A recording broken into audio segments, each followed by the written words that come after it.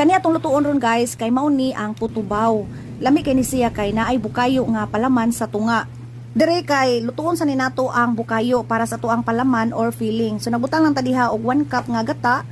Dayon gipabukal sa nanato human kay nabutang ta og 1/3 cup nga brown sugar, 1/3 cup nga kinugay or muscovado sugar. Pwede sa naninyo i-1/2 kung ganahan mo og tamis.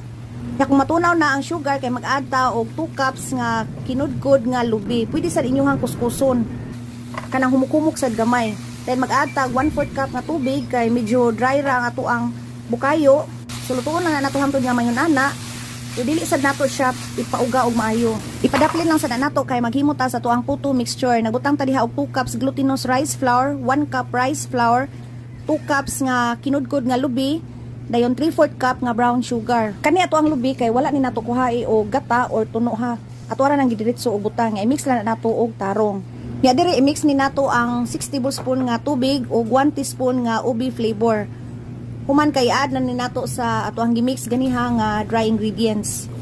Anam-anamon lang na nato og butang, i-mix dayon magbutang na punta og ubi flavor. So ato lang nang kumuton ang ato ang mixture para ma-distribute og tarong ba ang iyahang color. Nya kung pareha na gani siya color tanan, okay na siya. Kinahanglan dili sad kayo basa ang ato ang mixture or dili sad kayo uga, sakto-sakto lang. I-mix lang na nato hangtod nga wala nay mga dagko nga tibugol or buo-buo. So diri nagamit ra ta og bowl para sa tuang hulmaan ani ato ang putubaw. So i-press lang na nato para mahulma siya og tarong madili siya mabungkag inig balhin nato. Nya gibutangan nato og bukayo ang tunga. So depende sa gidaghanon sa inyong bukayo nga gusto. Pwede na inyo daghanon.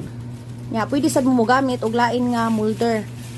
Ingon aniyon ra nato guys para mahulma gyud siya tarong ba. I-press lang na nato human kay ibalhin na nato sa dahon sa saging. Di sa nato palabian og duot para dili mabusok inig kaluto. Nakahimo dayta ani og unom ka buok ingon ani nga gidakon. So i-arrange lang na nato diha sa ato ang steamer dahil nagpabukal na tadaan og tubig. Steam lang ni nato og mga 30 to 40 minutes depende sa gidakon. Sa medium heat lang ni nato lutuon, dili kayo kusog nya dili sad kayo hinay nga kayo. Human sa 35 minutes naluto na ang ato ang putubaw. So ingon ani na og porma ang ato ang putubaw. Lami kay siya tan-awon no labi na nga violet kayo iyahang color. Nya tilawan dayon ni nato para may baw-an gyud nato ba kung lami ba gyud siya. So diri makita ninyo nga humok gyud kay na siya inigtunga nato sa ato ang puto. Nya ang magpalami gyud ani niya kaning iyahang bukayo nga filling. Ingon ani ang resulta kung sakto ra ang pagka-mix sa ato ang mixture, sakto ra ang tubig ba.